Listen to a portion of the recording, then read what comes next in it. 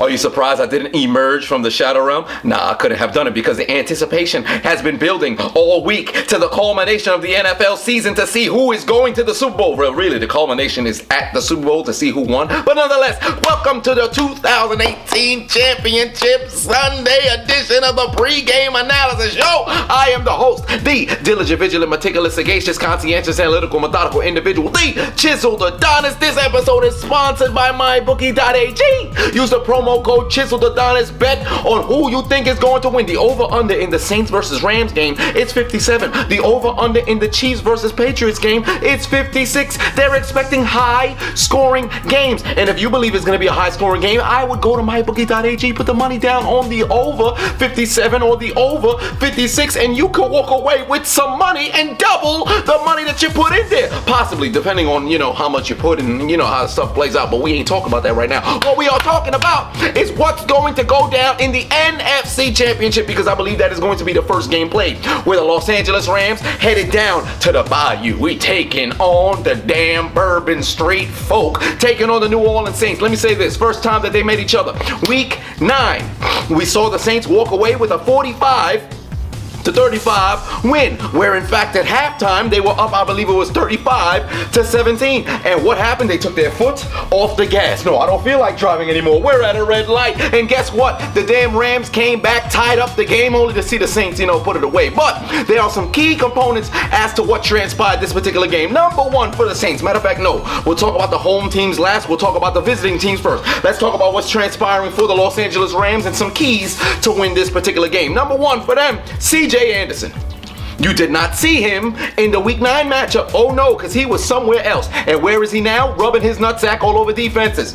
You saw him last week, 123 yards on the ground. The week before that, when he was playing they wasn't playing during Wild Card Weekend, but the last regular season of the game, he was putting his nutsack all over defenses. The man is running for his life, trying to secure a job for possibly next season or extend this particular season, go on to the Super Bowl and maybe get him one more of those rings on his fingers.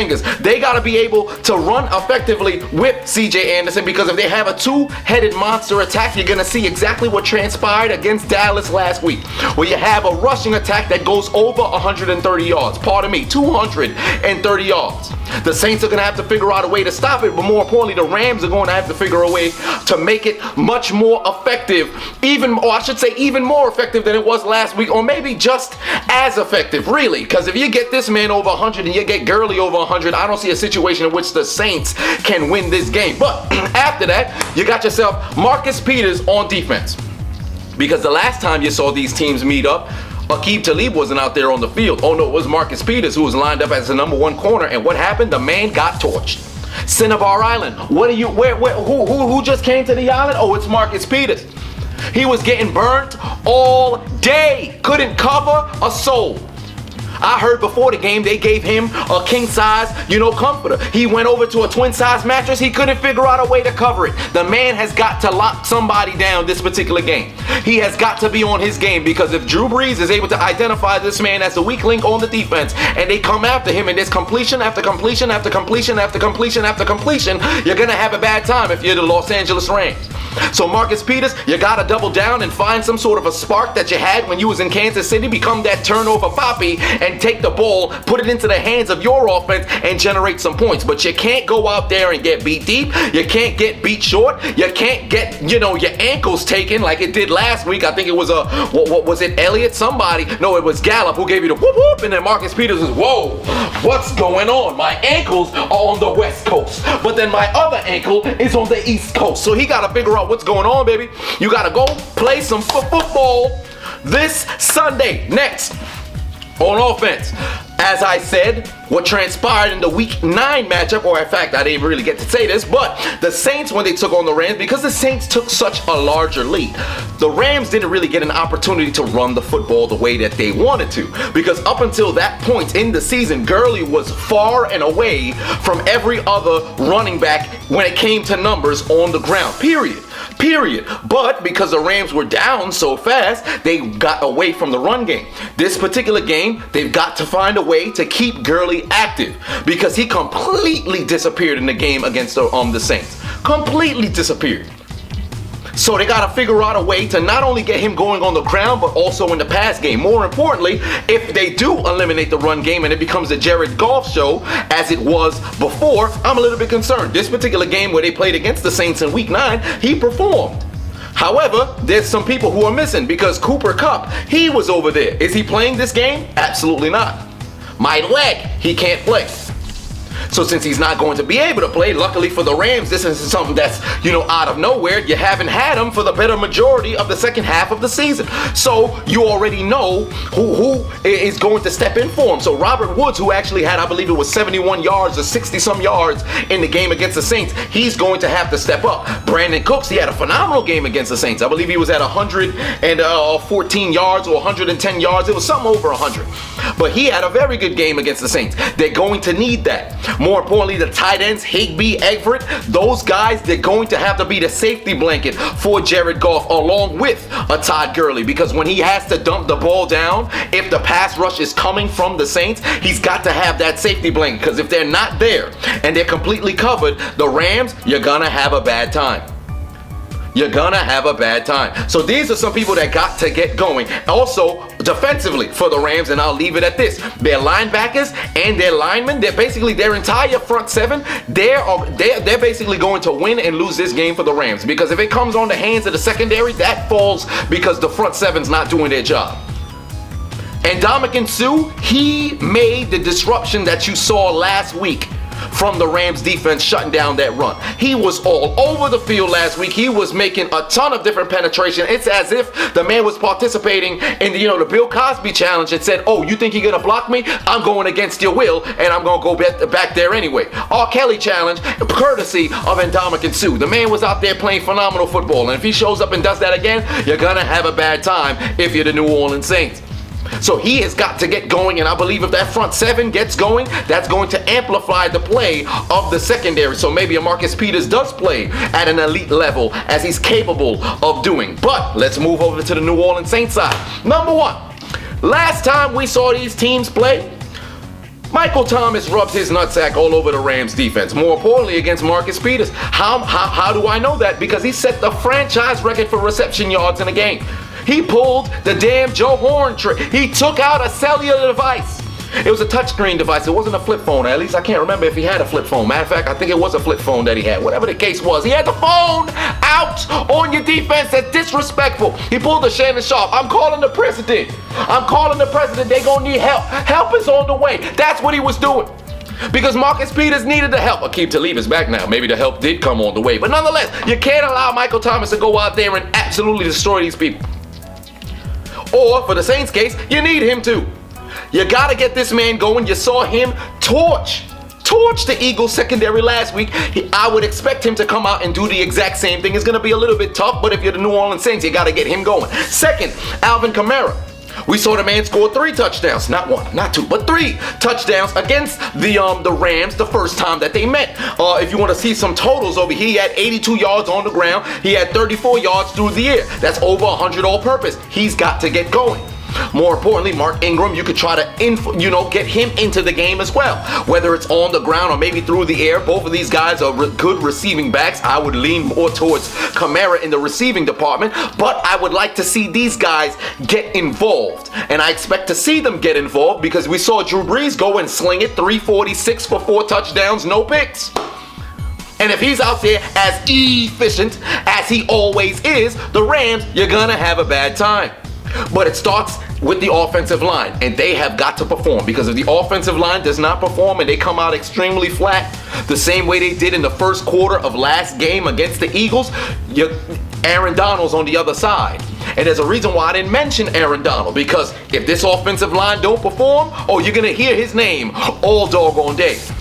And Ndamukong Suh's doing his job, and now you want to try to shift protection, and you're going to leave one-on-one, hat-on-hat with Aaron Donald. He's going to wreck your game. But for the New Orleans Saints, offensive line's got to perform. So here are some keys that basically for both teams to win. For the Rams, your front seven has got to perform. That's number one. Forget the offense. Defensively, because you know the Saints at home, they are lights out. Defensively, front seven has got to perform. Marcus Peters.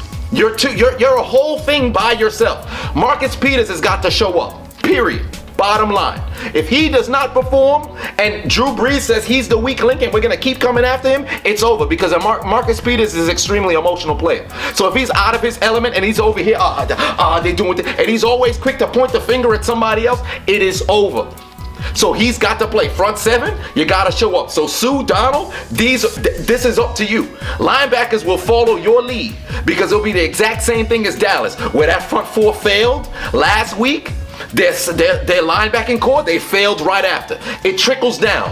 And the D-line, it starts with there. So D-line to the linebacking core. For the Rams, gotta perform. Second, Marcus Peters. Third, you gotta get the run game going. CJ Anderson, Todd Gurley, I'm looking at you guys. Gotta get going. Fourth, Jared Goff, you can't turn the football over.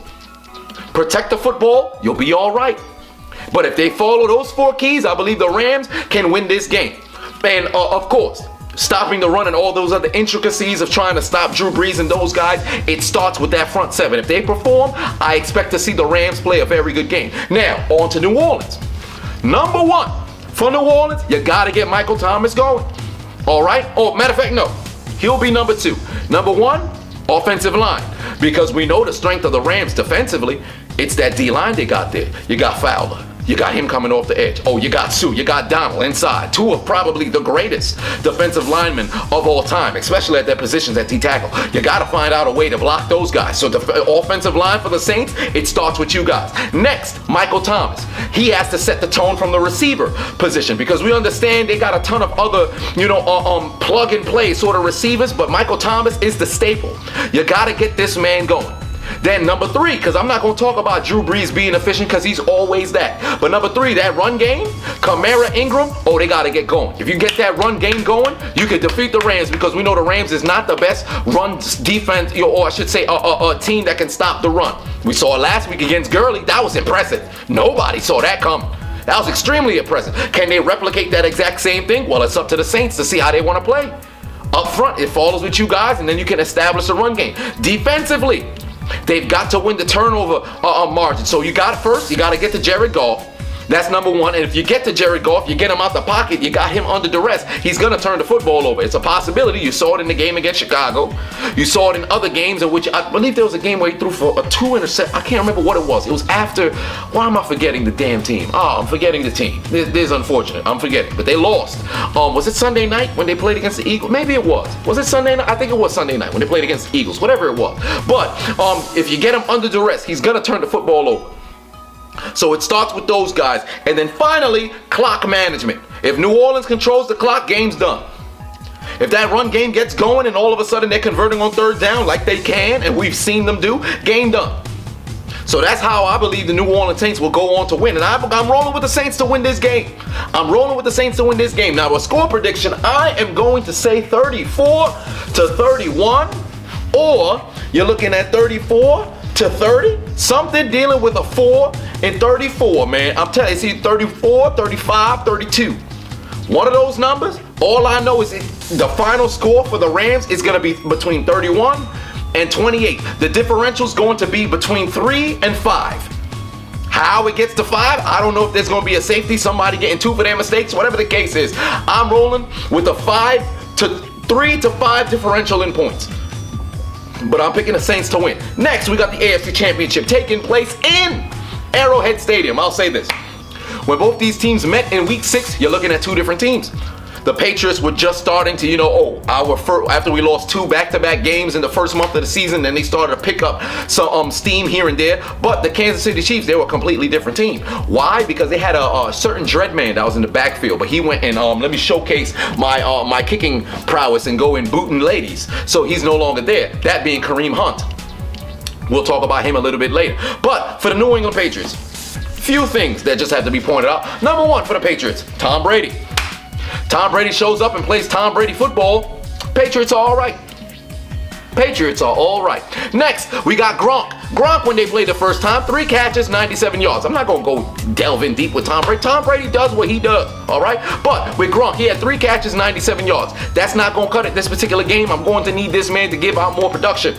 Granted, the man's not what he used to be. He's obviously hurt. He's hobbling when he's running and all the other stuff. But Gronk is still a beast and a force of nature. Get the ball into his hands. More importantly for him, when he's blocking, his run blocking hasn't succeeded tremendously. But he's got to go out there and, catch some passes. Secondly, Julian Edelman in the pass game. He's got to get going. Last time that they played, he didn't have no huge game. He moved the chains a couple of times. I think he had like 64 yards. But we know in the playoffs, Tom Brady loves to connect with Julian Edelman. Let me find who got the PEDs. It's Edelman. Bam, got him. Moving the chains. You saw this man annihilate the Chargers defense last week.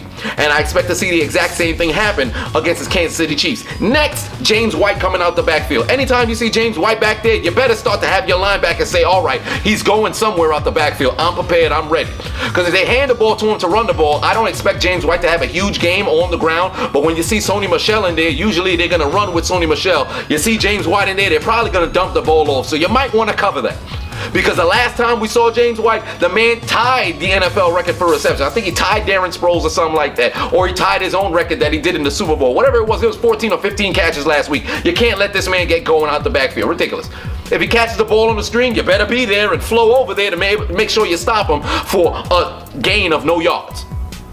Then, on the defensive side of the ball, the Patriots front four have got to get to Mahomes. But more importantly, try to keep this man in the pocket, because when he rolls out, he's had a hell of a season.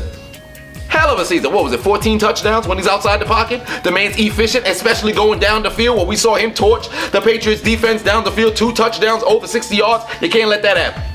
You cannot let that happen. So you might want to figure out a way to keep him in the backfield, which I know Belichick is going to work on, because the last time when they played against somebody who they wanted to keep in the backfield and not allowed him to get outside, they took out a Le'Veon Bell. Did you see him have a good game against the Patriots? Not last year, but when there was an AFC Championship, completely shut him down where they had the people stay here and wait. So I expect to see that exact same thing happen with the Patriots defense. More importantly, they just got to make their tackles, because there was a ton of missed tackles in the first game in Week 6. So you make your tackles, offense does what they have to do. Brady, Gronk gets Brady to Gronk, Brady to Edelman. They get going defensively. You get off the field on third down. You keep Mahomes in the pocket and you're able to cover. The Patriots can win this game. However, it's on the road. And we've seen the Patriots this entire season. They are 3-5 on the road. Every single loss that they had this season, it is on the road.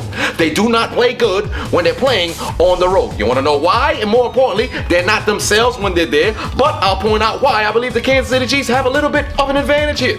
Although they do have that underperforming defense, but I believe they can go out there and play effective football. Let me tell you why. Number one, you got Patrick Mahomes. The man threw 500 touchdowns this year. Not 500 touchdowns, he threw 50. But the man, unreal. Unreal. Passes not even looking, his eyes are closed. Where is he throwing? Bird box challenge. It's a touchdown. How the hell did that happen? The man's talented.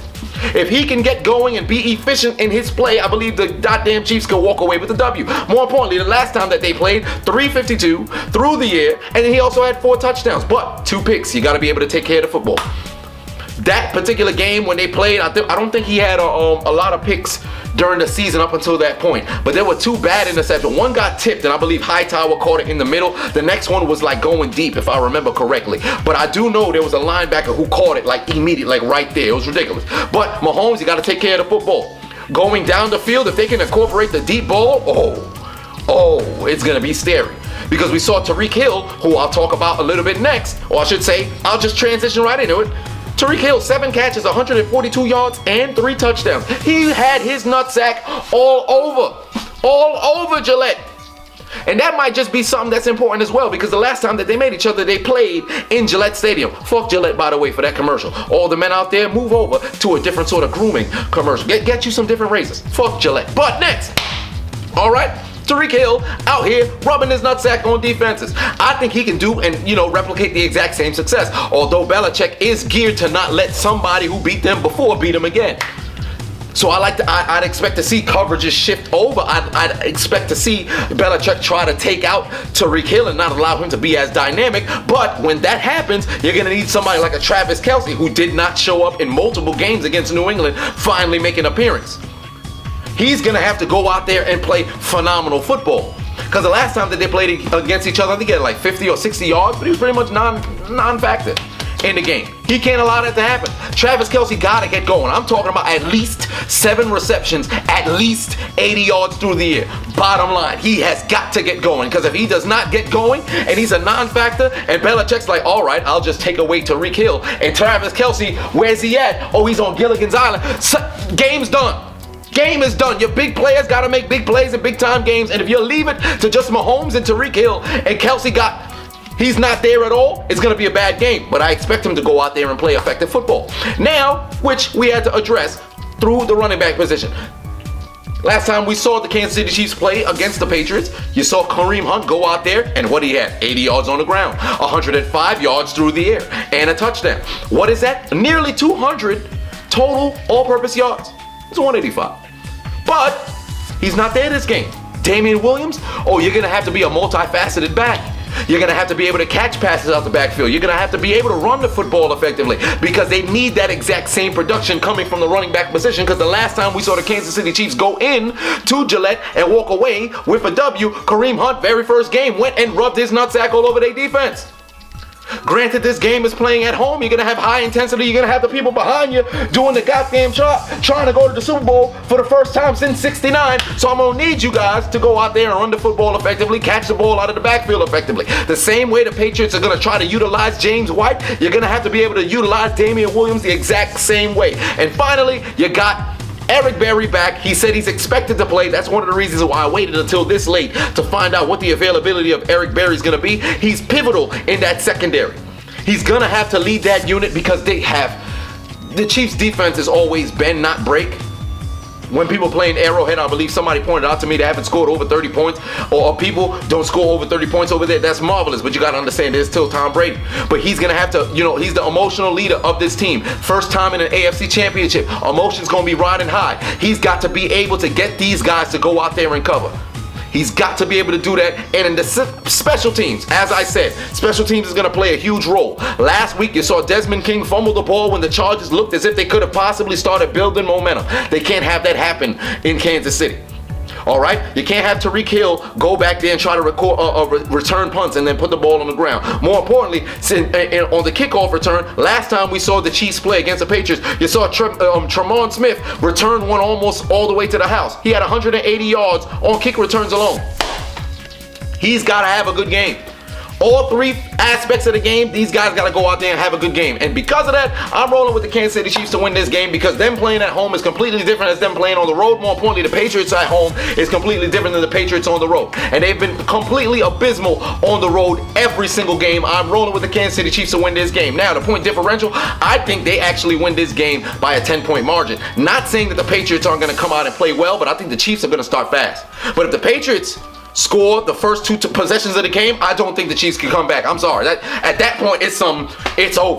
It all starts on how things start. Because if the Patriots start out with the lead and it's a 2-possession lead, I say game done. Game done. I'm optimistic the Chiefs will be able to come back, but I don't think it's going to happen. All right? But I'm picking the Chiefs to win this game. I'm going to go along the lines of 31. I'm going to say 31-24. If I say 31-24, then it's not a 10-point differential. That's what I'm feeling on my spirit. I don't longer feel the 10-point differential. I'm feeling like maybe it's a touchdown differential. Maybe a touchdown to 4 point. Ooh, what is this feeling I'm getting over here? Something's moving in my abdominals. I'm going to go with a 28-24 Kansas City Chiefs win. That has just changed. I felt it.